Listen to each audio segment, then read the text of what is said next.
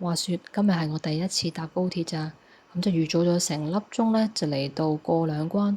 話咁快就過完，仲有大把時間整。朝頭早淨係食咗個包就出門口，真係餓到打晒鼓。見到美心喺樓上，想話食翻個早餐啦，點知發現原來過咗關之後係通唔到過去啲食肆嗰度嘅。1檢票口入閘。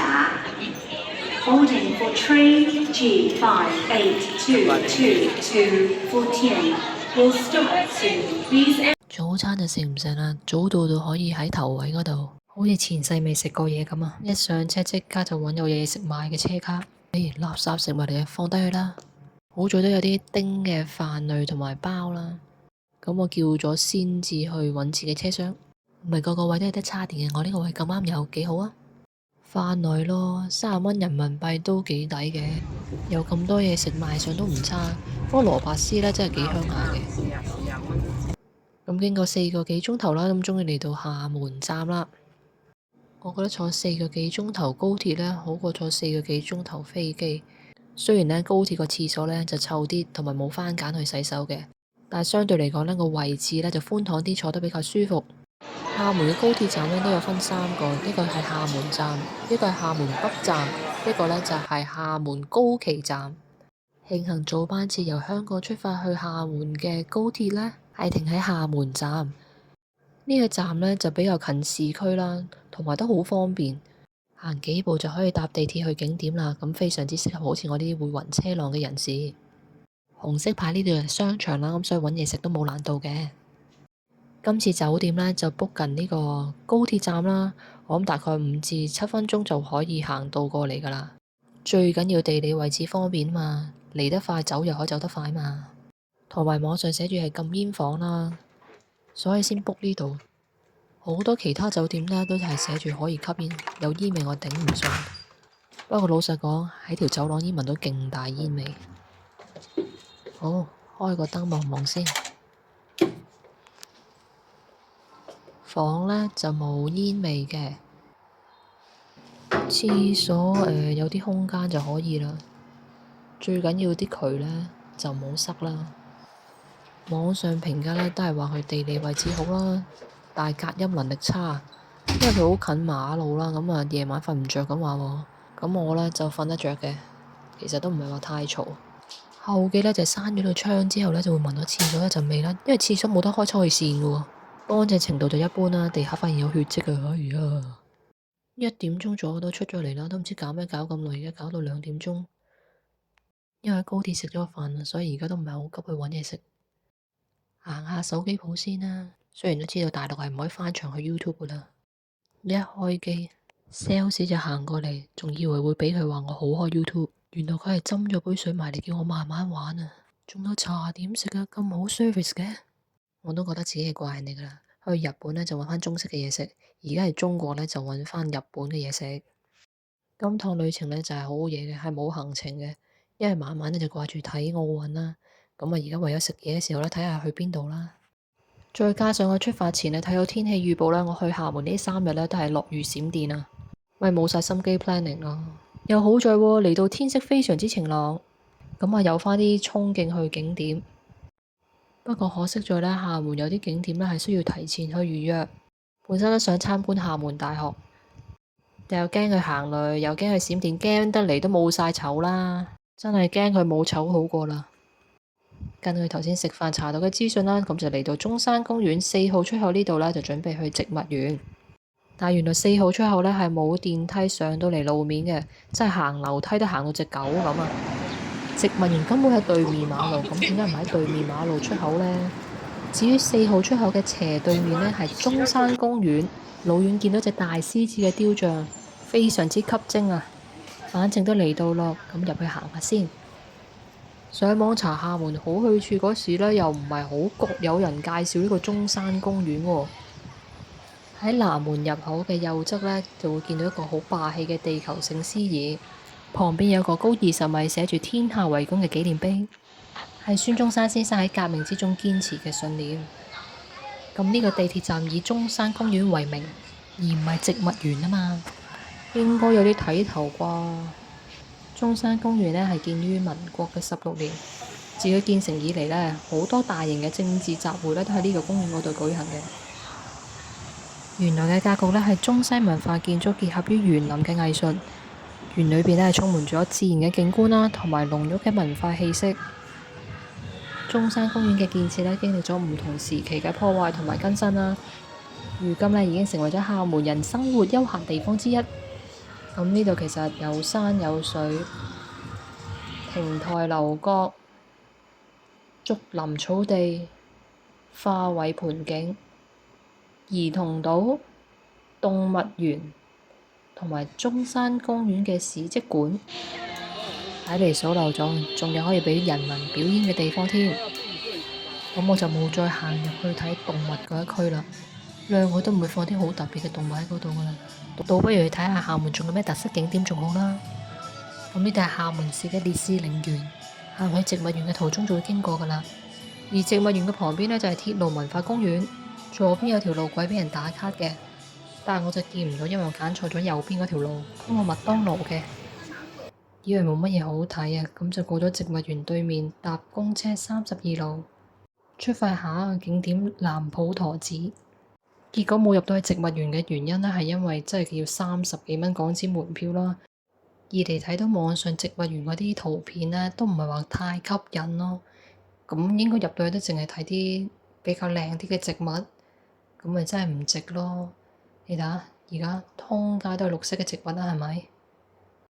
三嚟呢，就因為入植物園之前呢，發現嗰度嘅巴士站嘅下一個站呢，就會去到廈門大學同埋呢個南普陀寺。咁我認為呢兩個景點呢，就比較值得去參觀。其實而家已經下午5點鐘啦，趁住個陽光嘅時候呢，就參觀埋呢啲 outdoor 嘅景色，真係風光如畫。呢個蓮花池好靚。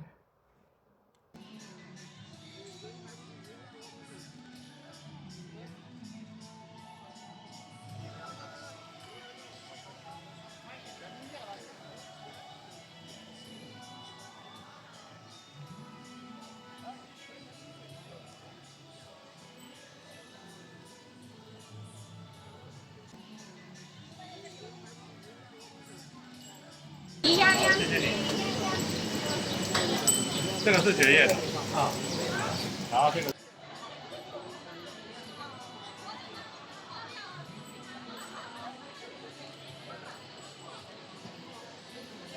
而家望到嘅呢，就係廈門好出名嘅雙子塔啦，即係世貿海峽大廈。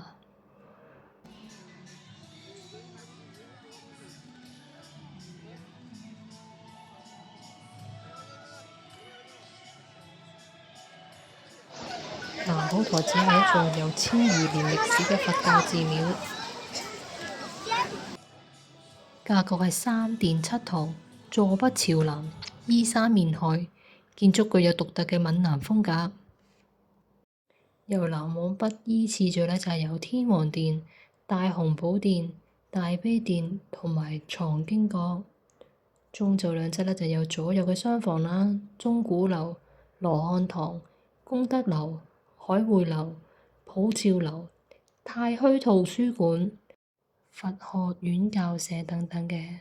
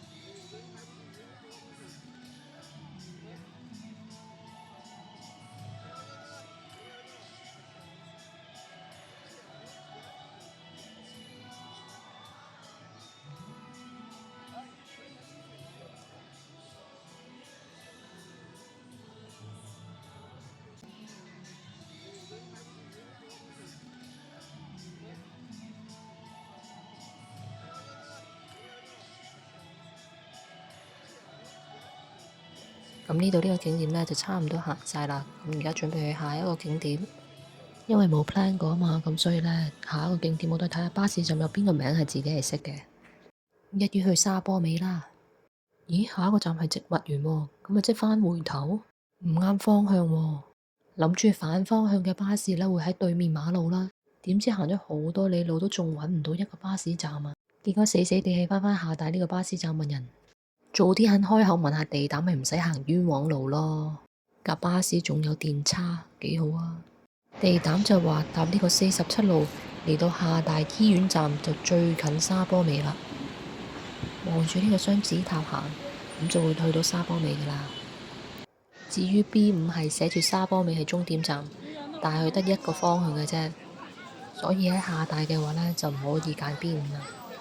即係人哋講得又清楚、簡單、易明，就係衰在我唔肯開口問人，咁就抵罰行冤枉路啦。而家呢，就入世貿海峽大廈嗰度就揾晚餐食。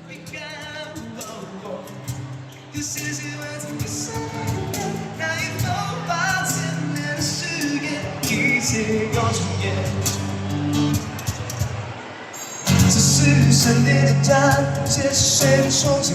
怎在人潮中你只属于我的那画面？经过树内你深深变风雨，甚至命许愿。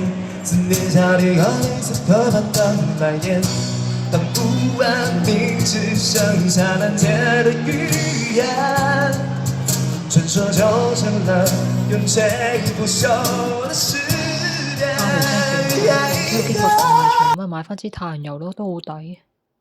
至於日本呢啲動漫嘢呢，就唔話真係咁抵，但好多啊，以為自己去咗日本，樣樣都匆匆忙忙咁睇啊！而家揾晚餐食先，晚餐又係匆匆忙忙咁食。家欣呢，因為呢要返去呢酒店度睇奧運啊，今晚有男團乒乓球總決賽。沙坡尾應該有個海灣嘅，但係都趕唔切去睇啦。喺車上面睇沙坡尾附近商區嘅熱鬧就算啦。睇波緊要啲，爭啲飛的返酒店。即係想問架車可唔可以行快少少呢？總決賽開咗波啦！叫都冇用啦，架車嘅車速就係咁慢。咁就喺返識嘅植物園站度落車。其實可以再過多個站嘅，更加近呢個中山公園地鐵站。上到地鐵就安心晒啦，因為搭多4個站好近啫，就到返廈門火車站酒店嘅附近。所以酒店真係要揀啲旺啲嘅區去住，起碼夜媽媽返到嚟都唔會烏燈黑火，仲有人氣嘛。好啦，趕住返去酒店睇波。